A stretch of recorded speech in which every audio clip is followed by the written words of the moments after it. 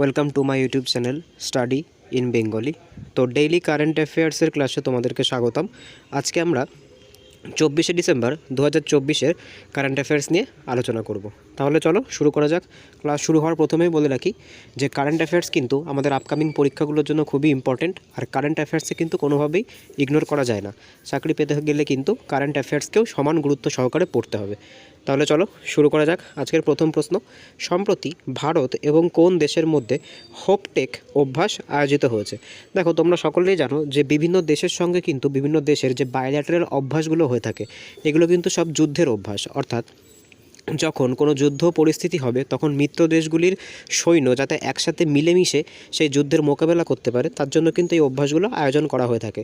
ঠিক আছে, স্থল সেনাবাহিনী, নৌ সেনাবাহিনী এবং আকাশ বাহিনী, এই তিনটে বাহিনীর মধ্যেই কিন্তু এই অভ্যাসগুলো হয়ে থাকে। ঠিক আছে, তো সম্প্রতি ভারত এবং কোন দেশের মধ্যে হোপটেক অভ্যাস আয়োজিত হয়েছে?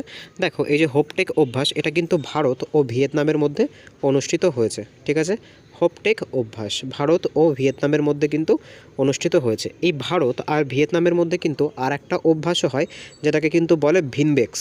ঠিক আছে, ভিনবেক্স যে অভ্যাসটা আছে, ভারত ইন্ডিয়া বায়োল্যাটারাল এক্সারসাইজ, এটাও কিন্তু ভারত ও ভিয়েতনামের মধ্যে হয়ে থাকে। ঠিক আছে, আর এই যে হোপটেক অভ্যাসটা আছে, এটা কিন্তু একটা কোস্ট গার্ডের অভ্যাস। ঠিক আছে, একটা কোস্ট গার্ড, অর্থাৎ যে ভারত এবং ভিয়েতনামের যে তট সুরক্ষা বল আছে, সমুদ্র তট সুরক্ষার যে সৈন্য আছে, তাদের মধ্যে কিন্তু এই হোপটেক অভ্যাসটা আয়োজিত হয়েছিল। ঠিক আছে, আর এই হোপটেক অভ্যাসটা কোথায় আয়োজিত হয়েছিল? এটা কিন্তু ভারতের যে কেরালা রাজ্যের কোচিতে। ঠিক আছে, কেরালা রাজ্যের কোচিতে কিন্তু এই হোপটেক অভ্যাসটা আয়োজিত করা হয়েছিল। এটা কিন্তু ভারত এবং ভিয়েতনামের মধ্যে প্রথমবার সংগঠিত হয়েছে। তাই যে কোশ্চেনগুলো কিন্তু বা যে ইভেন্টগুলো প্রথমবার হয়ে থাকে, সেই ইভেন্টগুলো কিন্তু খুবই গুরুত্বপূর্ণ হয়ে থাকে। এখান থেকে কিন্তু পরীক্ষাতে কোশ্চেন আসার সম্ভাবনা অনেক বেশি। ঠিক আছে, তাহলে চলো পরের প্রশ্ন দেখো। এই যে এখানে লেখা আছে কিন্তু যে coast guard personnel of India and Vietnam conducted the joint military exercise Hop Tac. ঠিক আছে, হোপটেক তাহলে অভ্যাস কাদের ভেতরে হয়েছে? ইন্ডিয়া এবং কার ভেতরে? ভিয়েতনামের ভেতরে। এটা কিন্তু তোমরা মনে রাখবে। ঠিক আছে, দেখো এবার আমরা কিছু ইম্পর্টেন্ট অভ্যাস দেখে নেব, যেগুলো কিন্তু ভারত এবং তার প্রতিবেশী দেশের সঙ্গে হয়ে থাকে। ঠিক আছে, দেখো সবার প্রথমে ভিনব্যাক্স, এটা তোমাদেরকে তো বললাম। ভিনব্যাক্স অভ্যাসটা কিন্তু ভারত এবং ভিয়েতনামের মধ্যে, ইন্ডিয়া এবং ভিয়েতনামের মধ্যে হয়ে থাকে। তারপরে দেখো আছে শ্রীনেক্স, এটা খুব একটা গুরুত্বপূর্ণ একটা অভ্যাস। শ্রীনেক্স এটা কিন্তু ইন্ডিয়া আর শ্রীলঙ্কার মধ্যে হয়ে থাকে। তারপরে কিন্তু আছে মাইত্রী। ঠিক আছে, মাইত্রী এই অভ্যাসটা কিন্তু ইন্ডিয়া এবং থাইল্যান্ডের মধ্যে হয়ে থাকে। ঠিক আছে, তারপর সম্প্রীতি, দেখো এই যে সম্প্রীতি অভ্যাসটা আছে, এটা খুবই গুরুত্বপূর্ণ। এটা কিন্তু ভারত এবং বাংলাদেশের মধ্যে হয়ে থাকে। ঠিক আছে, এছাড়া ভারত এবং বাংলাদেশের মধ্যে কিন্তু আর একটা অভ্যাসও হয়ে থাকে, যার নাম কিন্তু বঙ্গোপসাগর। ঠিক আছে, এরপর দেখো মিত্রশক্তির যে অভ্যাসটা আছে, সেটা কিন্তু ইন্ডিয়া এবং শ্রীলঙ্কার মধ্যে হয়ে থাকে। ঠিক আছে, তারপর দেখো কি বলেছে, বজ্রপ্রহার। ঠিক আছে, বজ্রপ্রহার এই যে অভ্যাসটা আছে, এই অভ্যাসটা খুবই গুরুত্বপূর্ণ। এই অভ্যাসটা কিন্তু ইন্ডিয়া এবং ইউএসের মধ্যে প্রতি বছর আয়োজিত হয়। এটা কিন্তু কদিন আগে অনুষ্ঠিত হয়েছিল। ঠিক আছে, তাহলে চলো পরের প্রশ্ন দেখা যাক। 150টি স্থানকে যুক্ত করা ভারতের প্রথম এয়ারপোর্ট কোনটি? দেখো 150টি আলাদা আলাদা কান্ট্রিতে যাওয়ার জন্য, মানে প্রথম যে আমাদের কোন এয়ারপোর্টটা থেকে আমরা 150টা বিভিন্ন দেশের বিভিন্ন জায়গায় যেতে পারবো। ঠিক আছে, এরকম প্রথম ভারতের যে এয়ারপোর্টটা হয়েছে, সেটা কিন্তু দিল্লি এয়ারপোর্ট। ঠিক আছে, দিল্লি এয়ারপোর্ট কিন্তু ভারতের বর্তমান সবথেকে বড় এয়ারপোর্ট, আর এই দিল্লি এয়ারপোর্ট থেকে কিন্তু আমরা 150টা আলাদা আলাদা দেশে যেতে পারবো। ঠিক আছে, 150টা কিন্তু আলাদা আলাদা দেশে যেতে পারবো।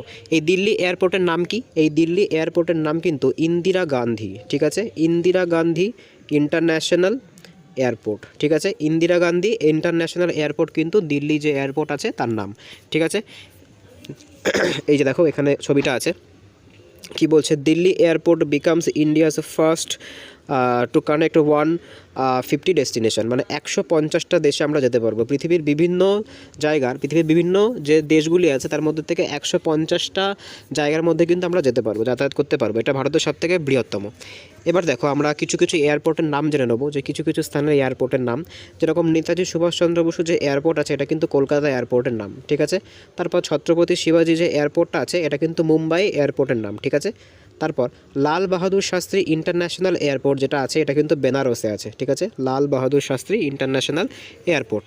তারপর শহীদ ভগৎ সিং এয়ারপোর্ট, এই এয়ারপোর্টটা কিন্তু কদিন আগে নিউজে এসেছিল, ঠিক আছে, এটা চণ্ডীগড়ে কিন্তু আছে। এটাকে কিন্তু নাম পরিবর্তন করে কিন্তু শহীদ ভগৎ সিং এয়ারপোর্ট নাম রাখা হয়েছে, তাই এটা কিন্তু খুব গুরুত্বপূর্ণ। তারপর দেখো গোপীনাথ বরদৌলি কোথার? গোপীনাথ বরদৌলি এয়ারপোর্ট কিন্তু আসামের গুয়াহাটিতে কিন্তু এই গোপীনাথ বরদৌলি এয়ারপোর্টটা আছে, ঠিক আছে। নেক্সট কোশ্চেন দেখা যাক, রাষ্ট্রীয় কিষাণ দিবস 2024 কবে পালিত হয়? দেখো যে রাষ্ট্রীয় কিষাণ দিবস আছে অর্থাৎ ন্যাশনাল ফার্মার্স ডে, ঠিক আছে, ন্যাশনাল ফার্মার্স ডে। তো ন্যাশনাল ফার্মার্স ডে কিন্তু প্রত্যেক বছর 23শে ডিসেম্বরে পালন করা হয়, ঠিক আছে। এইবার এই যে 23শে ডিসেম্বরেই কেন রাষ্ট্রীয় কিষাণ দিবস বা ন্যাশনাল ফার্মার্স ডে পালন করা হয়, এর পেছনে তোমাদের কাহিনীটা জানতে হবে। দেখো 23শে ডিসেম্বর কিন্তু চৌধুরী চরণ সিং, ঠিক আছে, চৌধুরী চরণ সিং ইনি কিন্তু ভারতের পঞ্চম প্রধানমন্ত্রী ছিলেন, ঠিক আছে, 1969 থেকে 1980, অল্প সময়ের জন্য ছিলেন, মোরারজি দেশাইয়ের পরে কিন্তু ইনি ছিলেন। তো এই চৌধুরী চরণ সিং কিন্তু উত্তরপ্রদেশের মুখ্যমন্ত্রীও ছিলেন, ঠিক আছে, উত্তরপ্রদেশের কিন্তু মুখ্যমন্ত্রীও ছিলেন। এই উত্তরপ্রদেশের মুখ্যমন্ত্রী থাকাকালীন সময় কিন্তু তিনি বিভিন্ন ভূমি সংস্কারের কাজ করেছিলেন।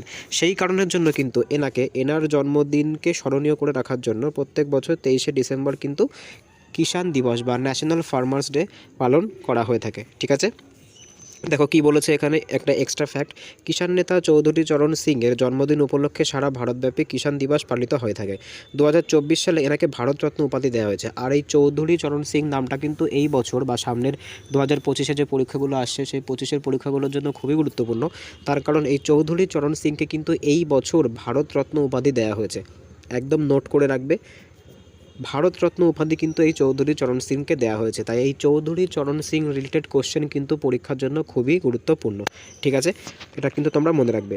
এই যে চৌধুরী চরণ সিং আছে, এই যে চৌধুরী চরণ সিং কিন্তু একমাত্র মুখ্যমন্ত্রী যাকে কখনো লোকসভাকে ফেস করতে হয়নি, ঠিক আছে, কারণ ইনি খুব স্বল্প সময়ের জন্য ছিলেন, 6 মাসেরও কম সময়ের জন্য ছিলেন, এই কারণের জন্য কিন্তু এনাকে কখনো লোকসভাকে ফেস করতে হয়নি। পরীক্ষার সময় কিন্তু এরকম কোশ্চেনও দিতে পারে যে ভারতের কোন প্রধানমন্ত্রী একমাত্র প্রধানমন্ত্রীকে যাকে কখনো লোকসভাকে ফেস করতে হয়নি, ঠিক আছে। দেখতে পাচ্ছ এই যে এখানে আমাদের national farmers day 2024 observed on 23rd December, তাহলে কার জন্মদিন উপলক্ষে কিন্তু এটা পালন করা হয়? এটা কিন্তু চৌধুরী চরণ সিং। আর এই চৌধুরী চরণ সিংয়ের যে সমাধিস্থল অর্থাৎ যেখানে তার মৃতদেহকে সমাধি করা হয়েছিল সেই জায়গাটার নাম কিন্তু কিষাণ ঘাট, এটাও মনে রাখবে, ঠিক আছে। নেক্সট কোশ্চেন, হুডান ইন্ডিয়া এবং আইডিএফসি ফার্স্ট ব্যাংকের 200 সেলফ মেড উদ্যোগপতির লিস্টে কোন ভারতীয় প্রথম স্থান অধিকার করেছে? দেখো ভেরি ইম্পর্ট্যান্ট একটা কোশ্চেন।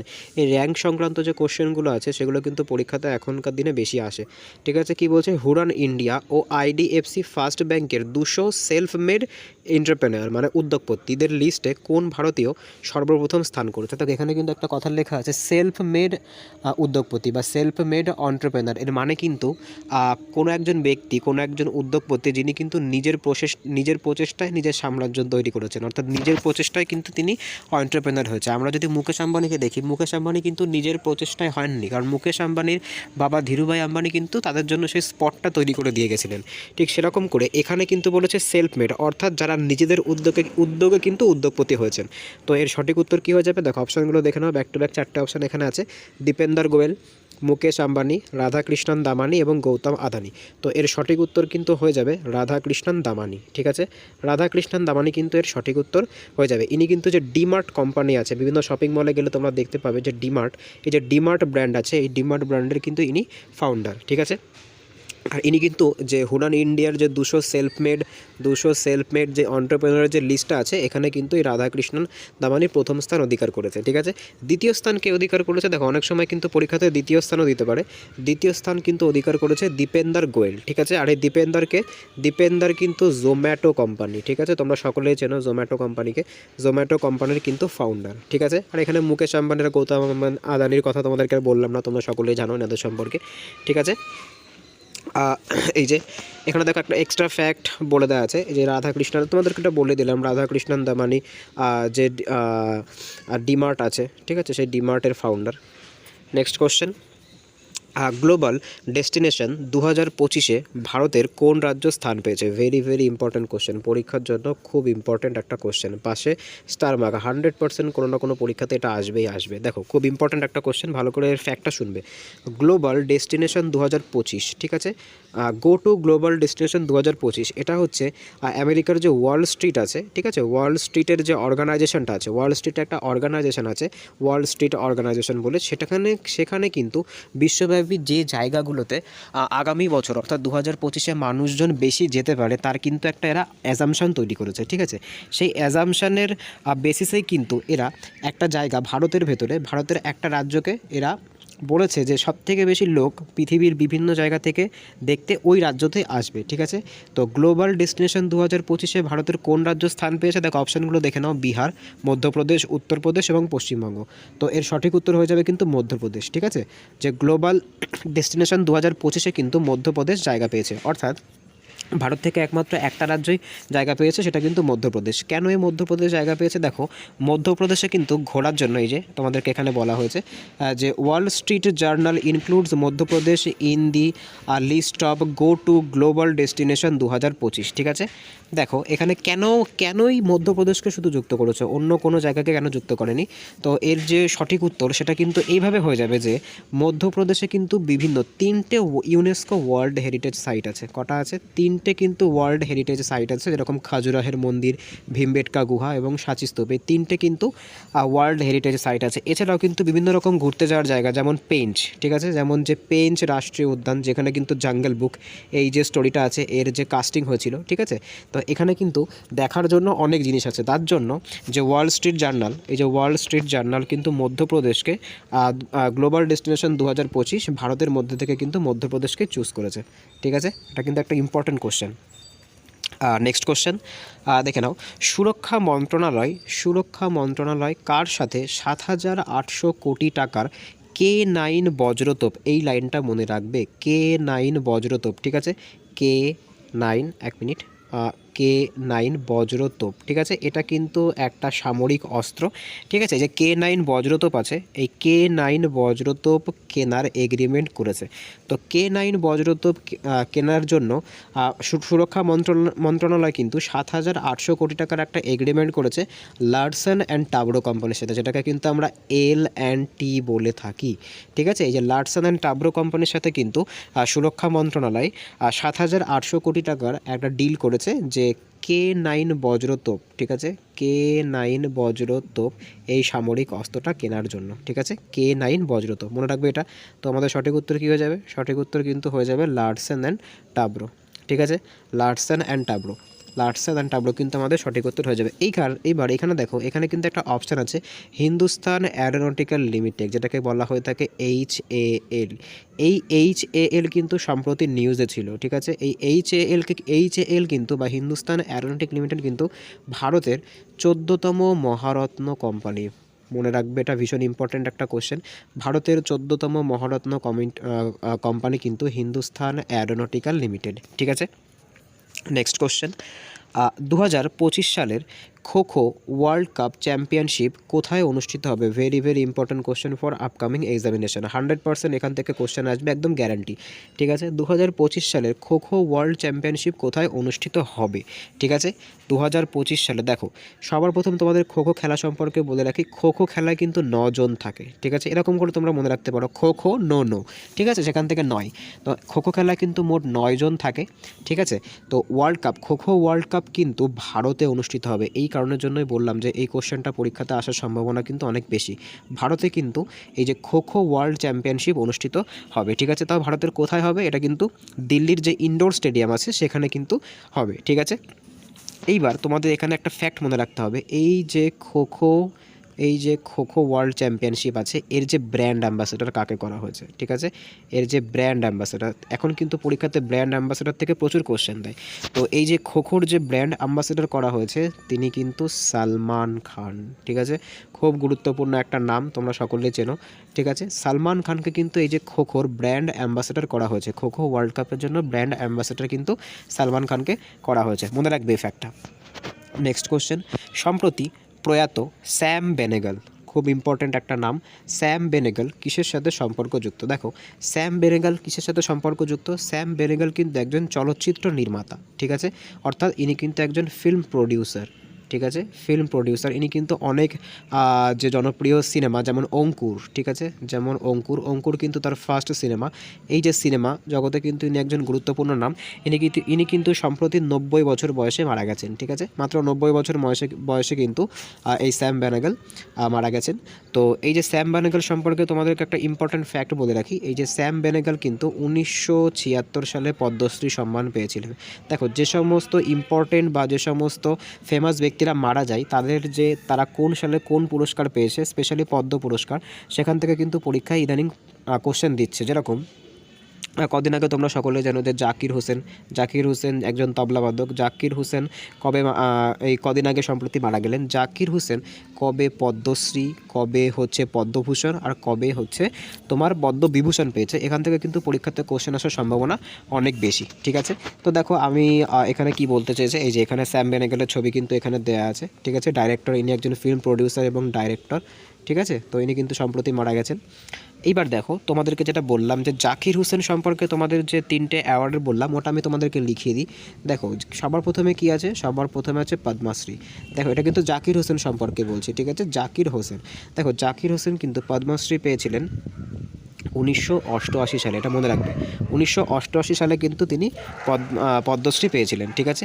এরপর মনে রাখবে যে পদ্মবিভূষণ তিনি কবে পান, পদ্মভূষণ তিনি কবে পান। দেখো পদ্মভূষণ কবে পান, পদ্মভূষণ কিন্তু তিনি 2001 সালে পান, ঠিক আছে। আর যে পদ্মবিভূষণ আছে, অর্থাৎ যে তোমার ভারতের দ্বিতীয় যে সর্বোচ্চ অ্যাওয়ার্ড, যেটাকে আমরা পদ্মবিভূষণ বলে থাকি, পদ্মবিভূষণ কিন্তু উনি 2023 সালে পান, ঠিক আছে, 2023 সালে পান। আর এই জাকির হোসেন কিন্তু মোট 5 বার গ্র্যামি পুরস্কার পেয়েছেন, তার মধ্যে 3 বার নিজস্ব আর 2 বার কিন্তু ব্যান্ডের সঙ্গে যুক্ত থাকে বা জয়েন্টলি পেয়েছেন, ঠিক আছে। খুব ইম্পর্ট্যান্ট একটা কোশ্চেন, এটা তোমরা মনে রাখবে। নেক্সট কোশ্চেন দেখে নিই আমরা।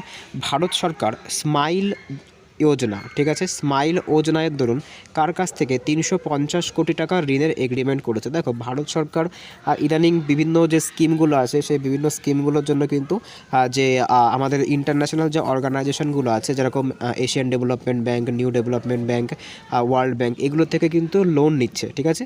তো সেরকমভাবে এই যে স্মাইল আছে, এই যে স্মাইল যোজনা, সবার প্রথম বলে রাখি এই স্মাইলটা কিসের যোজনা? এটা কিন্তু একটা এনভায়রনমেন্ট যোজনা, ঠিক আছে, এটা কিন্তু একটা পরিবেশ সংক্রান্ত একটা যোজনা, ঠিক আছে, এনভায়রনমেন্ট সংক্রান্ত কিন্তু একটা যোজনা।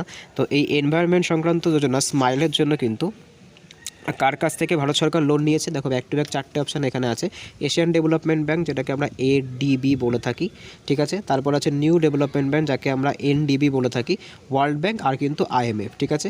তো আমাদের সঠিক উত্তর কিন্তু হয়ে যাবে এশিয়ান ডেভেলপমেন্ট ব্যাংক, ঠিক আছে।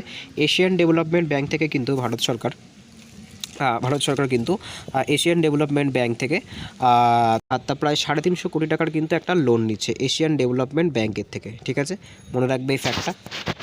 তো আজকে এই অবধি ছিল। যদি ভিডিওটি ভালো লেগে থাকে তাহলে অবশ্যই চ্যানেলটিকে সাবস্ক্রাইব করো, ঠিক আছে, পাশে থাকা বেল আইকনটিকে প্রেস করে রেখো যাতে ভিডিও ছাড়লে সবার প্রথম নোটিফিকেশান তোমাদের কাছে পৌঁছায়।